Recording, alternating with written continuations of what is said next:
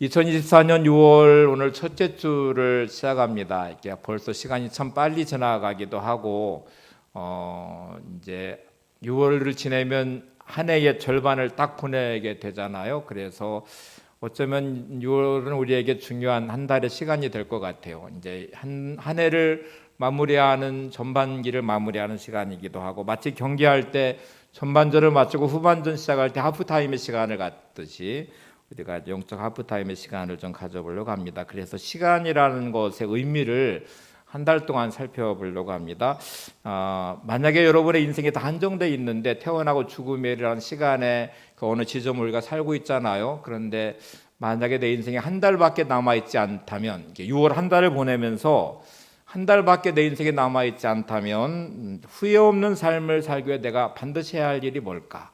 인생의 시간을 어떻게 보낼까를 한번 가정을 해보시고 이렇게 좀 끌어오셔서 하나님, 내가 한 달밖에 내 인생에 남아있지 않다면 저는 이런 삶을 살고 싶습니다. 저의 시간을 이렇게 저는 쓰고 싶습니다. 이렇게 좀 조정하고 정리하고 조율하는 시간이 되시면 좋겠고, 그래서 하프타임의 시간으로 삼으시면 좋겠습니다. 우리가 시간의 의미를 어떻게 좀 접근할까 하다가 저는 그릇으로 한번 비유를 생각했습니다. 이게 시간은 그릇이라고 가정하면 시간의 그릇에 우리 인생에 담기게 되는데, 마치 여러분이 그릇을 살 때에 이제 이곳은 국그릇으로 내가 사야지, 밥그릇으로 사야지, 이거는 반찬을 담을 그릇으로 사야겠다, 이렇게 용도에 따라 그릇을 사시죠. 어떤 분은 장식용으로 물론 살 수도 있습니다. 저와 여러분의 인생은 마치 그릇과 같이 하나님은 시간이라는 그릇을 주시면서 인생을 담으셨는데, 그곳에 내가 어떤 인생을 만들 것인가를 선택하셔야 돼요. 그래서 하나님이 내 인생을 마치 국그릇처럼, 밥그릇처럼 어떤 용도로 우리 인생이라는 것을 보내신 다음에 시간이라는 그릇에 인생을 담으시는데, 나는 그 시간을 어떤 인생으로 담아서 내 인생을 만들까? 오늘 그 결정을 하셔야 됩니다.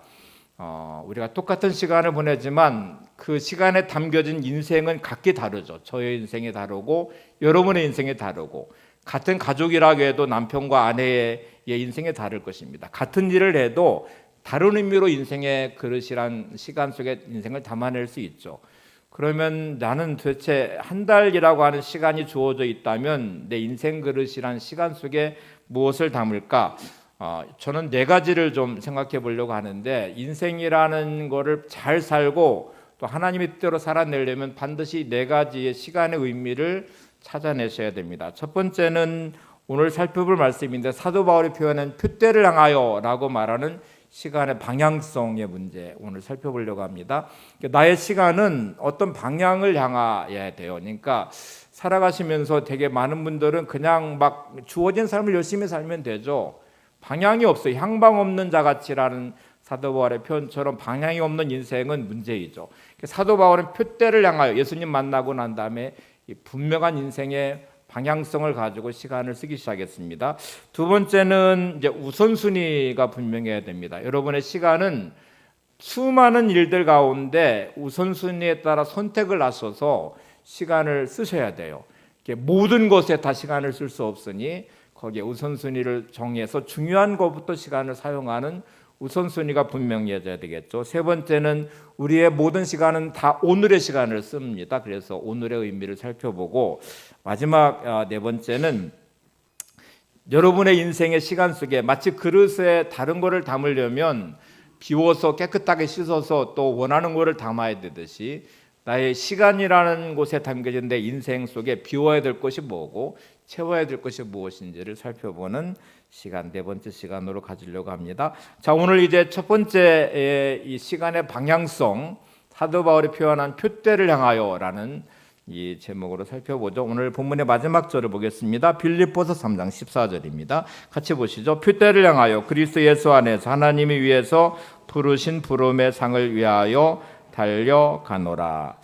사도 바울은 예수님을 만난 순간에 놀라운 비밀을 하나 알았어요. 그건 예수님 안에 자신의 인생에 의미가 있다는 것이고, 예수님 만나기 전에 살아왔던 표대가 잘못됐다는 것도 알았고 방향도 잘못됐다는 것도 알아서 사도 바울이 예수님 만난 후에 삶의 분명한 방향성을 딱 정한 다음에 표대를 향하여라고 이제 말하면서 그 표대를 향해 내가 달려갈 건데 그 표대는 하나님 예수님 그리스도 안에서 하나님의 부르신 부름의 상이라고 표현하는 그 표대를 향하여 달려간다고 말합니다. 네, 여러분 인생은 방향성이 분명해야 됩니다. 여러분의 인생은 삶의 방향이 분명하십니까?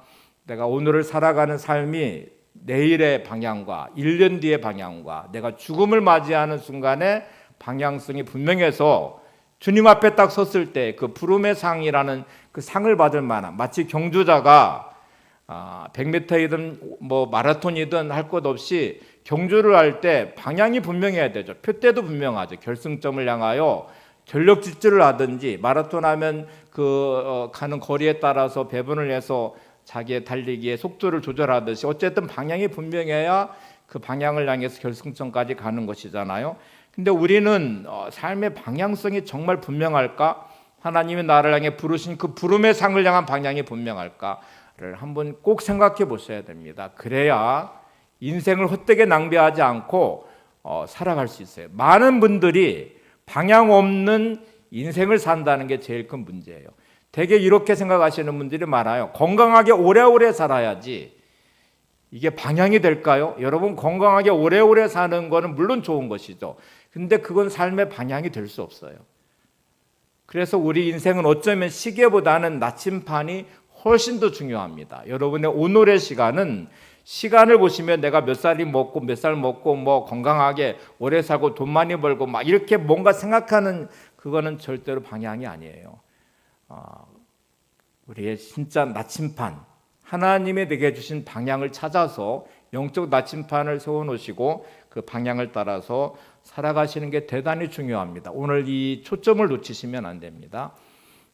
이제 우리가 죽게 되면 우리나라는 양력 이제 장례식을 할 때의 순서지에 양력이라는 게 표기되고 제가 오늘 장인어른을 보내면서 보니까 장인어른 태어난 날 돌아가신 날에 양력이 이렇게 쭉 이제 자녀들을 기록해 놓았더라고요. 전광판에. 외국에 가면 묘비명이 다 우리나라는 묘비명이 그렇게 돼 있지 않는데 외국은 이름을 쓴 다음에 출생 연도하고 돌아가신 해 연도를 써요. 그리고 그분이 몇십 년을 살았던 이제 상관없이 그 가운데는 줄 하나로 표시합니다. 여러분의 인생은 태어난 시점이 있죠. 그리고 언젠가 모르지만 반드시 죽게 될 것입니다. 돌아가시는 그 시점에 60년을 살았던 70년을 살았던 100년을 살았던 할 것 없이 다 줄 하나로 다 표시해. 그거로 끝나버려요. 인생이 다 그래요. 태어나고 죽은 사이의 인생의 시간은 그냥 묘비명에는 줄 하나예요. 줄 하나가 인생의 전부를 다 담아내고 있어요. 이게 얼마나 허무한 일입니까? 태어나는 인생을 내가 정할 수 없죠. 여러분 나는 몇 년도에 태어날 거예요. 대한민국에 태어날 거예요. 이렇게 정하시고 태어나셨나요? 내가 내 의지와 상관없이 태어났어요. 돌아가시는 죽음의 날도 여러분이 정해놓고 살아가시나요? 그것도 내가 정할 수 없어요. 내 인생에 내가 주인이 아닌 이유는 태어난 날도 내가 정하지 않았고 죽는 날도 내가 정할 수 없는 게 인생이라는 것이고 그 어떤 인생이든 그 안에 줄 하나로 끝난다는 게 인생입니다. 그것이 우리 인생이라고 하면 여러분 정말 아무 생각 없이 살지 마시고 남아있는 인생의 방향성이 분명하고 표대가 분명한 인생을 사시는 게 대단히 중요하죠. 시편 90편 10절에 온 시편 기자가 인생을 이렇게 고백을 합니다. 우리의 연수는 70이요 강건하면 80이라도 그 연수의 자랑은 수고와 슬픔뿐이요 신속히 가니 우리가 날아가나이다. 연수가 70이든 80이든 우리가 자랑할 수 있는 거는 뭐예요? 수고와 슬픔뿐이다. 신속히 가는데 그 시간의 흐름이 얼마나 빠른지 날아가나이다. 이렇게 고백을 해요. 제가 이 말씀을 묵상하면서 저도 생각해봤어요. 저보다 나이 들으신 분들이 훨씬 더 많이 계신데 제가 어릴 때의 한갑은 동네 잔치였어요. 그리고 진짜 제가 생각하는 할아버지였고 그리고 몇 분 계시지 않았어요. 제가 이제 환갑이 넘어가거든요. 제가 저를 가만히 생각해 보니까 세월이 이렇게 흘러가고 있군. 전혀 생각하지 않았는데 어느덧 저는 이제 옛날로 말하면 노인인 것 나이에 들어있는, 저는 제 마음은 항상 청춘이고 그런데 그냥 그렇게 나이는 그렇게 60이 넘어간 환갑이 넘어가는 나이가 되고 있으니까 참, 그래서 인생이라는 게 이렇게 다 여러분도 다 똑같을 것 같아요. 뭐 80이 된 90이 되셨던 간에 지나온 세월을 돌아보면 야, 이렇게 세월이 빨리 올라갔구나.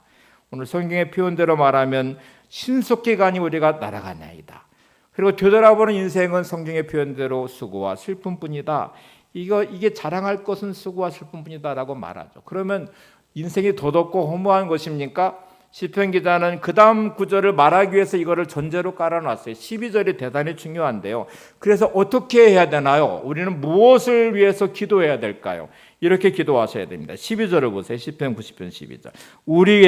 우리의 날을 계수함을 가르치사 지혜로운 마음을 얻게 하소서. 이제 인생은 한정되어 있고 한계가 있고 죽음이 있다는 것을 내가 알면 이거를 세워보셔야 돼. 계수를 하셔서 인생이 무한하지 않다는 걸 알면 나머지 남은 인생을 살아갈 하나님 지혜를 저한테 주세요. 어떻게 살아야 될지를 잘 알게 하시고 깨닫게 하시고 이 하늘의 지혜를 가지고 내 남은 생애를 살아갈 수 있도록 도와주세요. 이거를 꼭 기도하시고 찾으셔야 됩니다.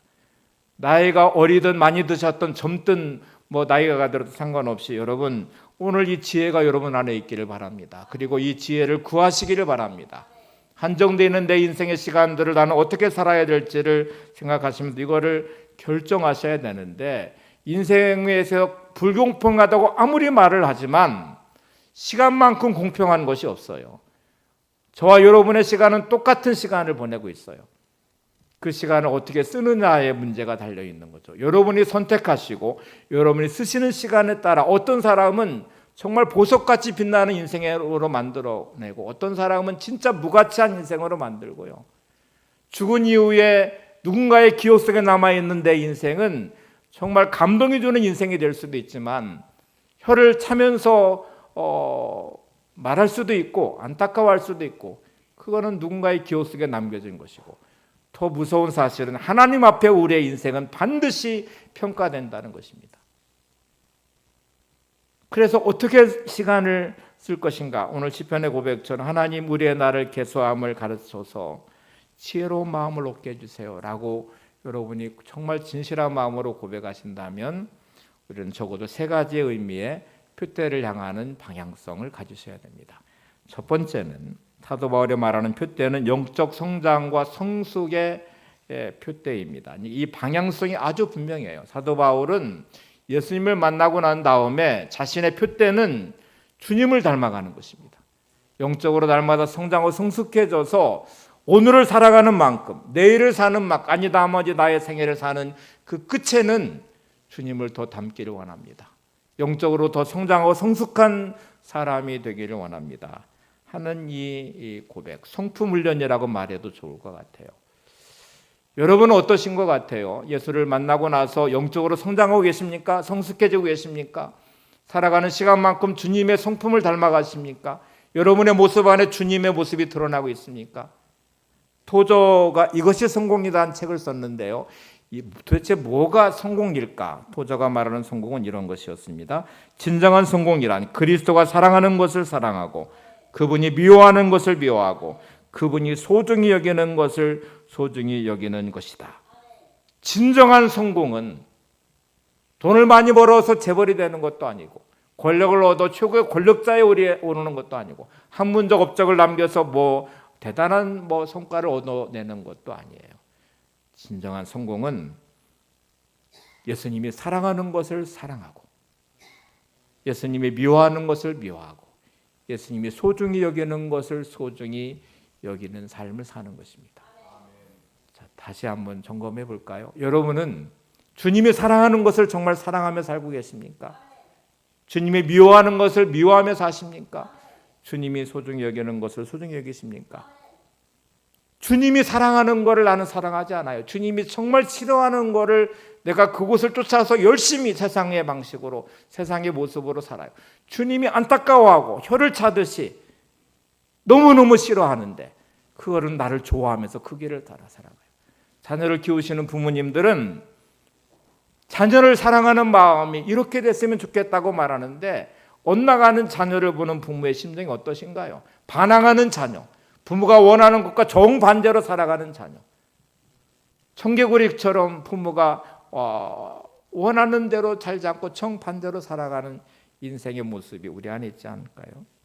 주님이 소중히 여기는 것을 가치 없게 여기고 주님이 무가치하게 여기는 것들을, 헛된 것들을 우리는 소중히 여기고 목숨 걸듯이 살아가고 있는 것.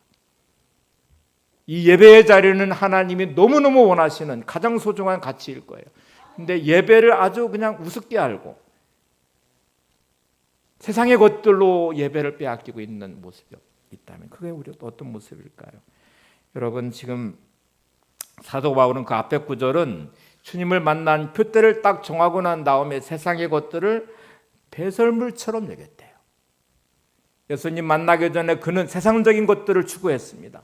명예도 얻고 싶었고 권력도 얻고 싶었고 부도 얻고 싶었고 세상의 것들을 쫓아서 열심히 살아왔던 그가 예수님을 만나고 난 다음에 바뀌었어요. 그의 표대는 주님을 닮는 것이었어요.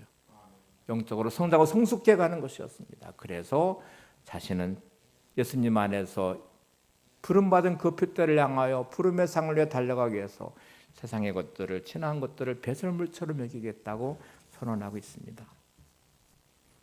아니, 말씀도 잘 알고 순회 전도자이며 사도이며 목회자인 사도 바울이 지금 얼마나 성숙해 있겠어요. 우리보다 훨씬 더 성숙해 있을 것이고 주님을 더 잘할 것이고 말씀도 더 잘할 것인데 그의 소망은 더 성숙해지기를 소망하고 더 주님 닮기를 원하고 그것이 삶의 표대가 되어 있는 바울을 보면서 우리는 참 그럼 나는 어떻게 해야 될까를 생각해 보게 되죠. 원래 맛있는 음식을 맛본 사람일수록 더 맛있는 음식을 찾게 돼 있어요. 저 같은 사람에게는 맛의 비율을, 맛에 대한 구별이 별로 없어요. 그냥 기준이 딱 정해져 있어요. 맛있다, 맛없다. 그 안에 세밀하게 맛을 분석하거나 그럴 와이너리 같이 이렇게 와인을 마실 때 막 어디 산, 몇 년도 산 이렇게 막 분석하고 그럴 능력은 저한테 없습니다. 근데 진짜 미식가들은 맛을 기가 막히게 분별해요. 맛을 세밀하게 분별해요. 제가 아는 목사님 중에 이제 제가 기억에 남는 분이 있어요. 이제 개척교회를 했는데 너무너무 힘들어서 막 방황하다가 이분이 관상기도를 깊이 하면서 주님을 만나게 되고 근데 그런 기도에 깊이 들어가니까 모든 게 선명해지고요. 가장 놀라운 변화는 생각이 단순해지기도 하지만 이 미각이 놀랍게 변화가 되더래요. 이분이 커피를 좋아해서 이제 커피를 이렇게 이제 내리기도 하고 이렇게 하는데 그 커피의 맛을 그분의 표현대로 말하면 제가 관상기도를 하고 깊이 주님을 만나는데 미각이 발달돼서 저는 커피 맛을 24가지 맛을 느낍니다. 제가 얼마나 부끄러웠는지 저는 커피 맛을 쓰다 달다 원두 커피를 요즘 먹는데 이제 저는 신맛 이렇게 좀 뭔가 맛을 조금 느끼는 수준이거든요. 그래서 제가 영적으로 좀 이렇게 뭐가 문제가 있나. 근데 그분 고백은 커피 향을 맡는 순간에 그분은 천국을 경험한대요. 그리고 맛을 딱 보면 24가지 맛이 막 입안에 돌면서 너무너무 황홀하대요. 근데 말씀도 그런 것 같고 신앙생활도 그런 것 같아요. 은혜를 받은 사람은 더 은혜를 사모하고요. 기도의 맛을 아는 사람은 더 기도의 자리로 나가고 예배의 기쁨을 아는 성도는 더 예배를 사모하게 됩니다. 사도 바울은 주님을 만나는 기쁨과 그 은혜와 영성을 체험한 후에 더 주님을 알고 싶고 더 주님을 닮고 싶고 더 주님의 은혜를 구하고 있습니다. 여러분에게는 예배를 사모하는 마음이 있으십니까? 말씀에 대한 깊은 묵상과 그 은혜를 누리고 계십니까? 기도의 깊은 주님을 만나는 체험과 함께 영적 갈증을 주님의 은혜로 채워가는 그 풍성함의 자리로 나가고 계십니까? 키에르 케고르의 말 중에 이런 말이 있어요. 오늘날 기독교가 이토록 세상의 도전 앞에 무기력한 것은 기독교인들의 하나님에 대한 묵상이 얕기 때문이다. 왜 교회가 무기력할까? 왜 성도들이 세상 가운데 무기력할까? 하나님에 대한 묵상이 얕기 때문이다. 예배에 목숨 걸듯이 예배의 감격과 은혜와 감동을 누린 사람은 예배에 목숨을 걸죠. 주님의 은혜를 깊이 체험한 사람은 하늘의 가치를 붙잡고 목숨을 걸죠. 그리고 세상 앞에서 세상에 물들지 않는 당당함으로 세상을 변화시킬 것입니다. 세상에 이리 치이고 저리 치이고 세상의 것에 물들어 버리면 정말 무능한 그리스도인이 돼요. 감동을 주지 못하는 성도, 교회가 교회답지 못하며 세상이 걱정거리가 되는 교회, 이게 우리의 문제가 아닐까요? 빌립보 교회의 가장 큰 문제는 유대인 그리스도인들이었어요. 그들의 영적 교만함이 얼마나 문제인지, 그들이 알고 있는 성경 지식, 특별히 구약에 알고 있는 것, 장로들의 유전과 전통, 할례 문제라든지 정결법이라든지 이런 것들이 마치 신앙의 중심에 자리 잡고 자기들은 영적으로 막 이렇게 대단한 사람들, 그래서 이방인 그리스도인들을 아주 무시하고 그들을 평가하면서 영적 교만에 빠져 있었어요. 사도 바울은 유대인이면서 율법에 정통한 사람이면서 바리새파였는데 그는 그런 함정에 빠지지 않았습니다. 그는 날마다 성장하고 성숙하고 겸손하게 하나님의 은혜를 구하며 자신의 부족함을 느끼니까 늘 성장할 수 있어요. 성도들 중에 제일 문제는 자기의 신앙생활이라든지 직분을 가지고 교만한 자리에 서 있는 거예요. 내가 이런 사람이야 하고 누군가를 판단하는 사람, 마치 나의 신앙은 대단한 것처럼 착각하고 있는 것. 주님이 제일 싫어한 바리새인이 그런 판단하는 사람이었거든요. 자신이 알고 있는 율법을 기준으로 누군가를 판단하는 것처럼 무서운 영적 교만이 없습니다. 여러분 끝까지 성장하시기를 바랍니다. 성숙한 사람이 되시기를 바랍니다. 우리가 죽는 그 순간까지 주님을 닮아가는 영적 갈급함이 내 안에 있어야 돼요. 그리고 그런 사모함이 늘 나를 영적으로 겸손하게 만들어야 돼요. 오늘도 내가 믿음 안에서 성장할 수 있는, 하나님이 주신 이 영적 표대가 있는 삶이 되시기를 바랍니다. 두 번째 사도 바울이 말한 표대는 사역의 표대예요. 사명의 표대. 빌립보 3장 14절을 다시 보겠습니다. 표대를 향하여 그리스도 예수 안에서 하나님이 위에서 부르신 부름의 상을 위하여 달려가노라. 자, 여러분 이 부름의 상이라고 말한 것은 주님이 부르신 부름의 자리가 내 인생이라는 말이거든요. 그 끝에 상이 있다는 것을 바울이 알기에 그 부름의 상을 표대로 삼아서 가고 있는데, 그거는 자기의 주어진 사명과 사역의 표대입니다. 직장에서 이제 회사에서 여러분을 만약 뽑으면 시험도 보고 그 사람이 어떤 능력이 있는지를 뽑는데, 뽑아놓은 다음에 이렇게 말하는 회사가 있을까? 야, 이제 너 먹고 놀아라. 내가 월급 줄게. 네 맘대로 살아. 내가 다 생활할 수 있도록 월급을 줄게. 이런 직장은 없죠. 하나님이 저와 여러분의 인생에 생명을 주시고 2024년 6월의 삶을 살아가도록 하신 것은 하나님이 부르신 부름의 목적이 있습니다. 그걸 우리는 사역이라고 말하고 사명이라고 말해요. 가정 안에서의 남편과 아내의 사명, 부모의 사명, 교회 안에서 여러분의 맡겨진 직분과 부르신 성도로서의 내 사명은 도대체 뭘까? 하나님이 내게 부여진 사역은 도대체 뭘까를 생각해 보셔야 돼요. 사역과 사명을 확인할 수 있는 것은 눈에 보이는 것입니다. 내 마음이 가는 것이에요. 이거를 어떻게 여러분은 감당하시는지를 잘 보셔야 돼요.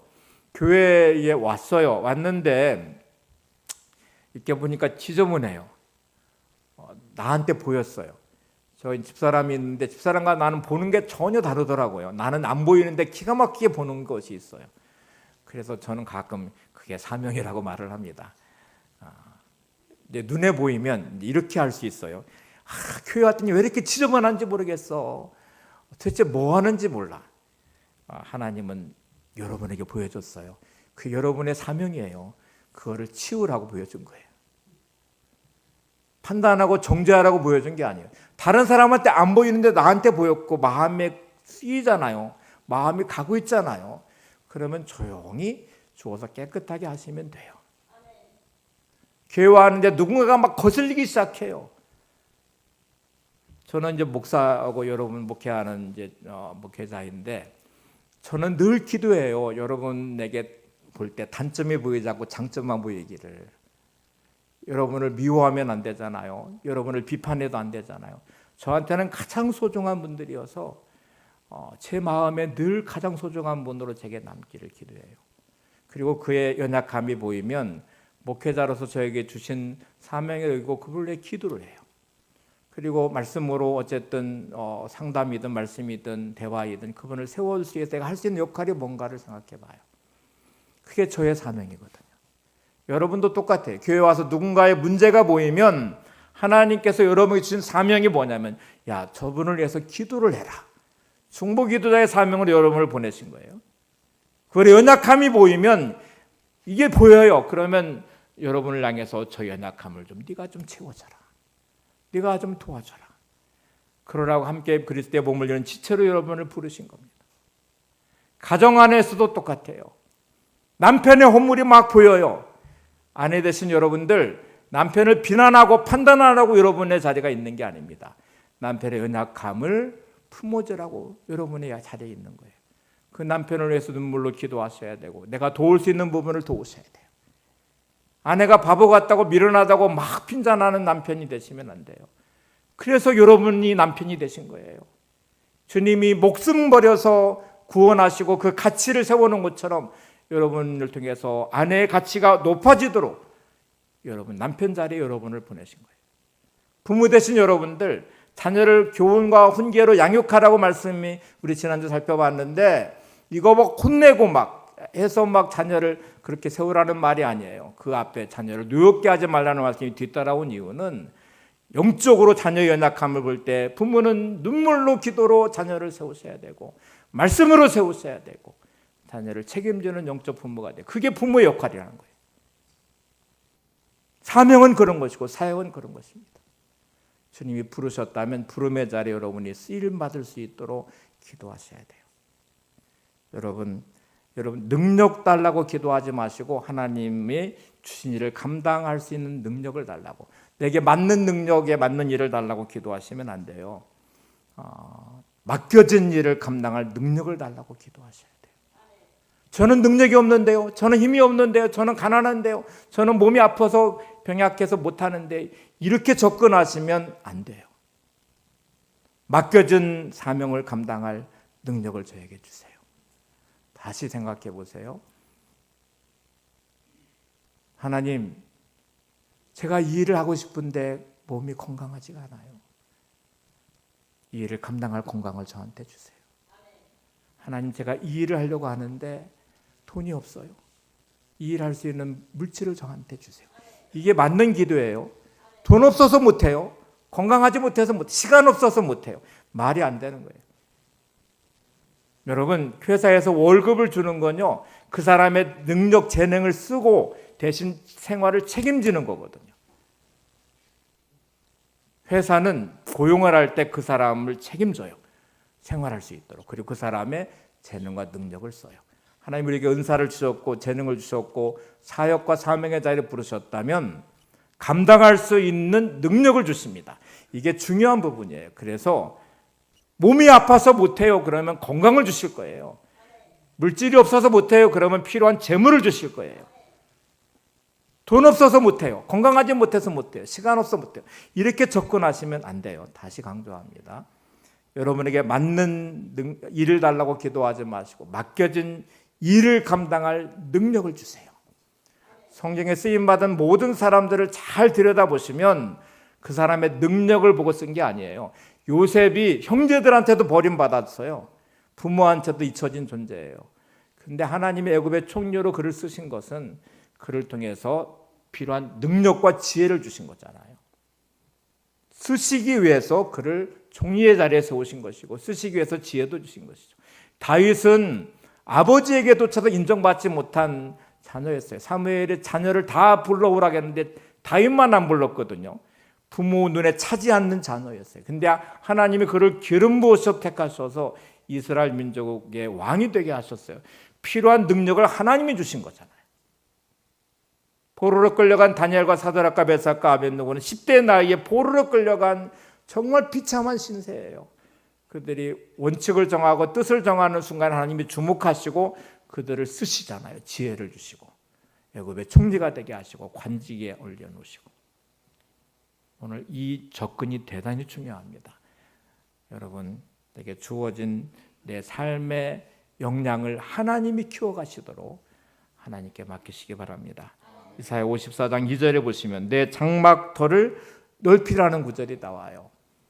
여러분의 능력으로 힘으로 넓히는 게 아닙니다. 하나님이 넓혀주실 것입니다.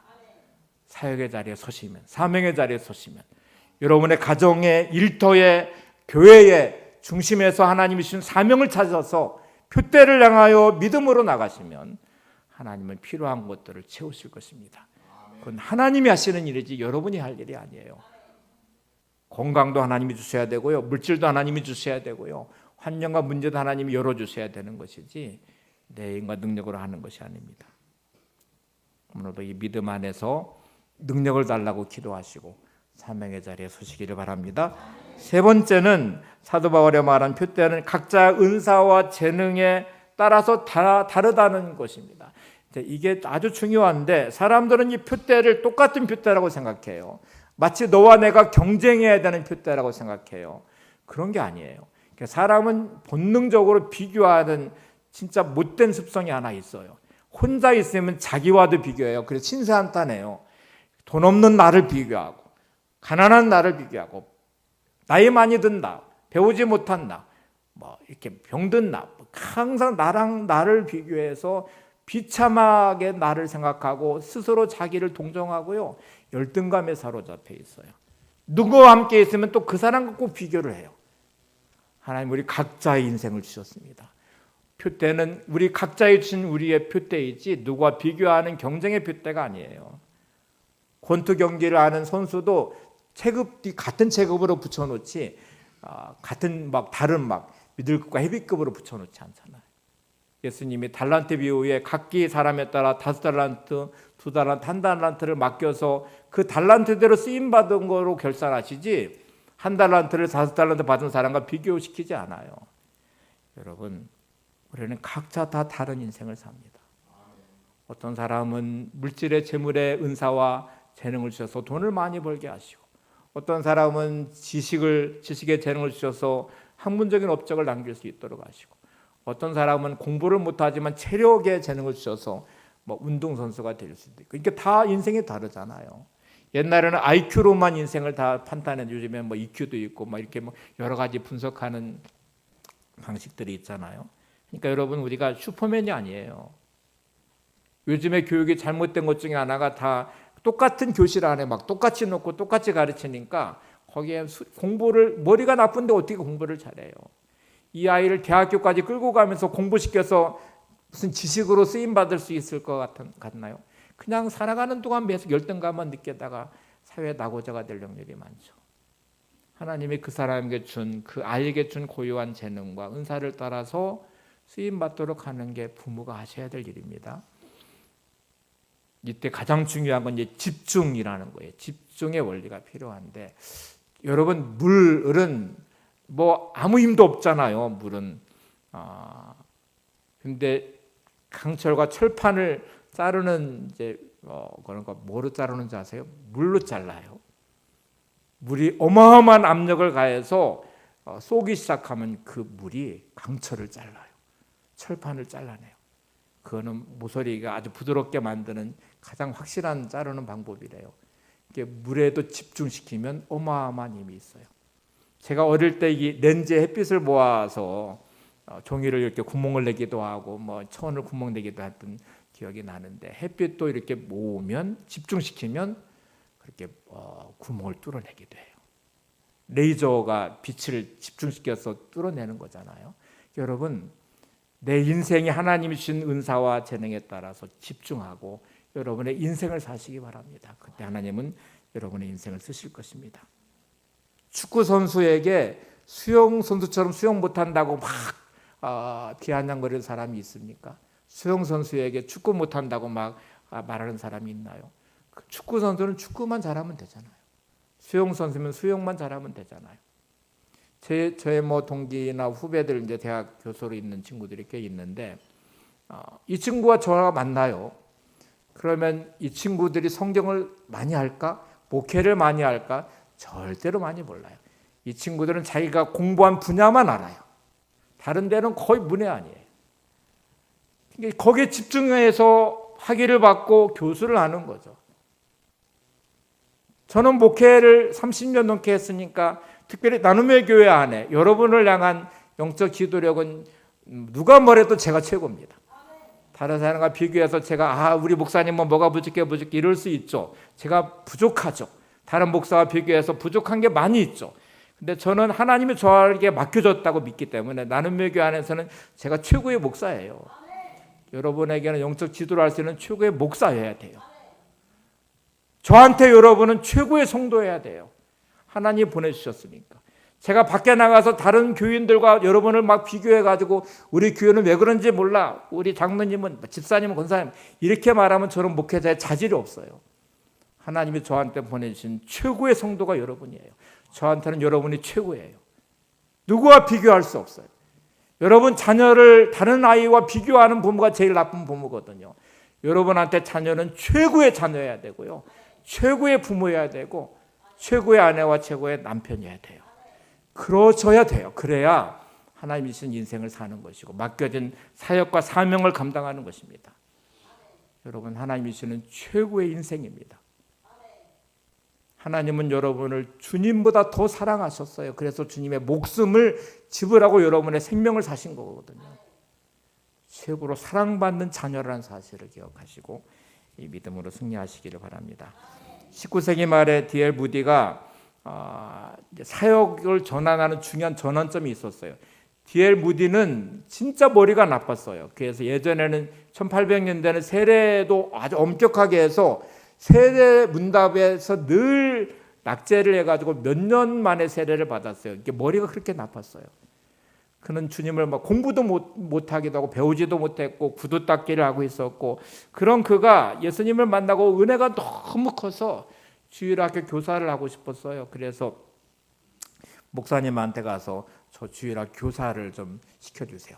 배우지도 못한 구두 닦기에 세례 받는데도 몇 년 걸린 이 청년이 무슨 교사를 해. 근데 너무 조르니까 그냥 궁여지책으로 반을 맡겼는데 아이가 한 명도 없는 반. 선생만 임명하고 네가 데려다가 네가 가르쳐라. 나중에 거기 있는 모든 선생들의 아이들보다 더 많은 아이를 전도를 해서 교사가 됐어요. 수백 명의 아이를 전도해가지고요. 나중에 신학을 하고 목사가 되고 신학교도 세웠어요. 그는 자신의 능력에 따라서 주일학교 사역, YMCA 사역, 부흥사도 되고 막 전도자도 하고 너무너무 바빴어요. 근데 그가 순식간에 자기 인생을 전도자로 바꾸는 계기가 있었습니다. 1871년에 시카고에 대화재가 일어나서 시카고 시내의 3분의 1이 불타버렸어요. 그리고 수많은 사람이 불에 타 죽었어요. 그 중에는 가까운 친구와 이웃이 있었어요. 그들을 전도를 해야 한다고 생각했는데 그렇게 빨리 사고로 죽을 줄을 몰랐어요. 그때 막 번개를 맞은 듯 영혼을 구원하는 전도가 얼마나 중요한지를 알고 그는 모든 것을 정리하고 전도에 집중하기 시작했습니다. 여러분, 인생의 시간은 많지 않아요. 무한하지 않아요. 여러분의 시간은 다 한정되어 있습니다. 무엇을 위해 사시겠습니까? 이것저것 다 하다가 인생의 시간을 보내실래요? 주님이 주신 표대를 찾으셔야 됩니다. 그 표대를 향하여 오늘 말씀드린 대로 날마다 제가 영적으로 성장하고 성숙케 해서 주님 닮는 이 표대를 향하여 가겠습니다. 하나님이 되신 이 사명, 사역의 표대를 붙잡고 그 부름의 상을 위해서 내가 가겠습니다. 내게 주신 인생을 누구와 비교하지 않고 내게 주신 인생을 사랑하며 하나님이 주신 사명 감당하는 삶을 살겠습니다. 이 방향에 집중되지 않는 시간을 쓰지 않으면 여러분의 시간은 반드시 4가지로 시간을 빼앗깁니다. 첫 번째는 약점이 시간을 빨아들이기 시작해요. 제가 이거를 요즘엔 거머리가 없죠. 옛날에 저 어릴 때만 해도 거머리가 얼마나 징글징글한지 거머리가 달라붙어 피를 다 빨아먹어요. 거머리처럼 여러분의 시간을 빨아들일 것입니다. 뭐가? 여러분의 약점이. 많은 사람들은 약점에 묶여서 살아요. 가난한다, 병든다, 나이가 많이 들고 못 배운다, 이런저런 약점 때문에 막 자기 인생을 비관하고 불행하다고 생각하고 또 어떤 분들은 미움과 분노에 묶여가지고 막 그렇게 시간을 다 써요. 이 시간은 거머리처럼 여러분의 인생의 그 소중한 시간을 다 빨아들입니다. 여러분의 약점 때문에, 그렇게 판단하고 있는 열등감 때문에, 누군가를 미워하는 분노심 때문에 그 소중한 시간을, 생명의 그 시간을 다 빨아들여요. 여러분은 어떻게 시간을 쓰고 계십니까? 신세한탄하고 누구 원망하고 불행하다고 생각하는 것으로 여러분의 그 소중한 시간을 다 거머리가 빨아가듯이 빨려들여서 시간을 보내고 있지 않습니까? 두 번째는 주도적이지 않는 인생, 집중하지 않고 방향이 불명하면 여러분 주변에 주도적인 사람들이 여러분 시간을 다 턱턱 뺏어가 버려요. 친구 따라 뭐 강남 간다고요? 그냥 이유도 없이 따라다녀요. 그 친구는 이유가 있어서 그 시간을 쓰고 있는데 나는 이유가 없어요. 그러니까 그 주도적인 그 사람이 내 시간을 다 뺏어가 버려요. 그래서 향방 없이 그냥 갈아요.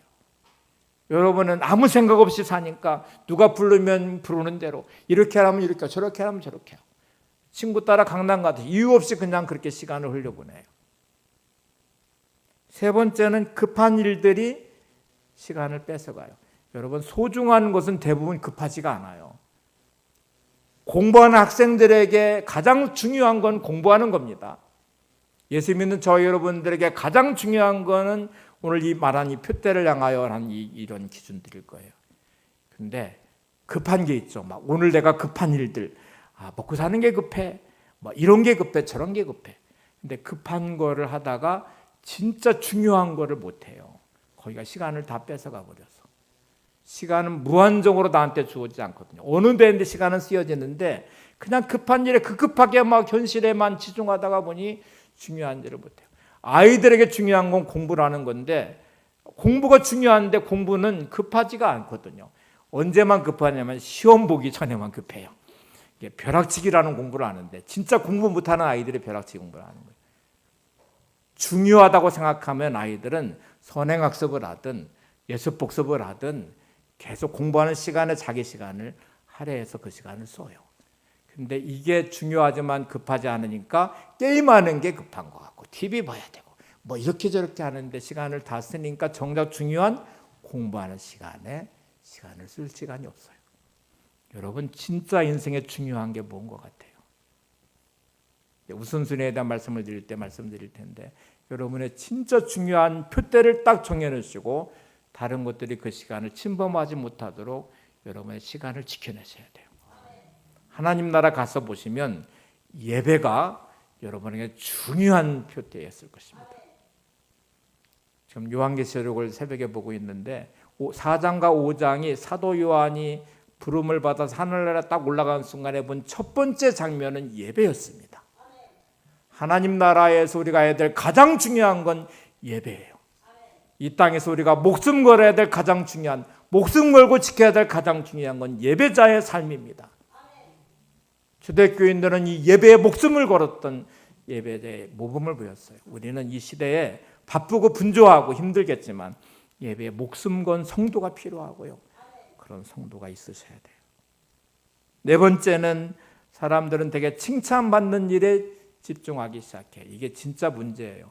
좋은 칭찬이 고래도 춤을 추게 한다는 말처럼 칭찬이 고래를 춤추게 하듯이 칭찬은 사람을 바꿔내는 능력이 있거든요. 근데 이게 잘못 사용되면 이제 문제예요. 잠언 20장 21절을 보겠습니다. 도가니로 은을, 풀무로 금을, 칭찬으로 사람을 단련하느니라. 도가니는 은을, 풀무로 금을 연단하듯이 사람들은 칭찬으로 단련한다는 말인데 칭찬은 사람을 바꾸는 능력이 있어요. 강한 힘이 있거든요. 그런데 사람들은 이 사람에게 받는 받는 것만 집중하기 시작해요. 사람들이 관심 갖는 부분에 집중해요. 사람들한테 잘 보이는 것에만 집중해요. 그에 드러나는 것에만 그러니 하나님 보시는 것에 별로 생각이 없어요. 진짜 중요한 것에 대한 생각이 별로 없어요. 유교 문화가 만든 폐단 중에 하나가 체면 문화라는 거예요. 그래서 예전에는 남한테 초라하게 보이지 않으려고요. 그러니까 가난하다는 거를 남한테 들키기 싫어서 생수를 마시고도 남들 앞에는 이빨을 쑤셔요. 나 고기 먹었다? 그래요. 칭찬, 체면만 집중하면 진짜 중요한 본질을 잃어버립니다. 여러분, 사람에게 인정받기보다 하나님께 인정받는 일에 여러분의 삶의 시간을 쓰시기 바랍니다. 하나님이 주목하시는 삶의 자리에 남들이 오해하고 남들이 우습게 알고 남들이 비아냥거려도 하나님이 주신 사명의 자리를 목숨 걸도 지켜내시는 모습이 우리에게 필요해요. 우리가 사도신경 할 때마다 본디오 빌라도를 계속 말하죠. 여러분, 본디오 빌라도가 주님을 재판할 때 예수님의 죄가 없음을 알았어요. 주님께 죄가 없다는 걸 알았어요. 근데 총독이면서 재판관인 빌라도는 주님을 십자가에 내줬어요. 이유가 있어요. 사람들 때문에. 거기 있는 무효 있는 무리들, 대제사장과 서기관들과 바리새인들을 두려워하면서 그들을 의식하면서 죄가 없는 줄 알면서 주님을 십자가에 내놓았어요. 우리가 이게 옳은 줄 알면서 사람들의 시선과 내 이해관계와 이익 앞에 우리는 신앙도 버리고 말씀도 버리고 양심도 버리고 그렇게 세상 안에서 살아가는 모습이 얼마나 많은지 모릅니다. 둯대를 향하여 달려간다는 이 표현은 사도 바울이 있을 때는 로마의 전차 경주를 염두에 뒀습니다. 전차 경주를 할 때 말 몇 필이 마차를 끌어요. 근데 말들은 전력 질주를 아는데 그 둯대만 바라봐야 되거든요. 그래서 모든 말들의 양쪽의 눈을 가려요. 앞에만 보게 만들거든요. 바울은 이거를 생각했어요. 내가 세상의 많은 것들에 대해 시선이 분산되지 않도록 오직 둯대를 향한 그곳을 부름의 그 상을 향하여 바라보는 자기의 시선으로 전력 질주하겠다고 선언합니다. 오늘 여러분의 인생이 찾으신 둯대가 있으시다면 그 둯대를 향하여 전력 질주하시고 집중하시고 여러분의 시간이 다른 데 헛되게 빠져나가지 않도록 거머리처럼 빨아들이지 않도록 여러분의 인생의 시간을 잘 지켜내시기 바랍니다. 마지막 렐프 월도 에머슨의 말을 보고 마치겠습니다. 한번 보세요. 시작. 남은 시간을 잘 지키라. 그 시간은 세공전의 다이아몬드와 같다. 쉽게 버리면 그 가치를 영영 알 수 없으나 그것을 갈고 닦으면 인생에서 가장 빛나는 보석이 될 것이다. 남은 시간을 잘 지켜라. 여러분의 남은 시간은 세공전의 다이아몬드 원석과 같습니다. 이걸 어떻게 세팅하고 가공하느냐에 따라서 빛나는 보석이 될 것입니다. 여러분의 시간은, 여러분의 인생은 오늘 둯대를 향한 사도 바울의 태도와 같이 주어진 시간을 잘 세공하시면 별처럼 빛나는 인생, 보석처럼 빛나는 인생으로 거듭날 것입니다. 특별히 주님 앞에 설 때에 빛나는 인생이 되시기를 바랍니다. 그리고 아름다운 모습이 시간이란 원석 안에 들은 여러분의 인생을 말씀으로 기도로 계속 잘 세공하셔서 주신 사명을 잘 감당하는 승리자들이 되시기를 바랍니다. 주님 나라를 택하사 함께 찬양하고 기도하겠습니다.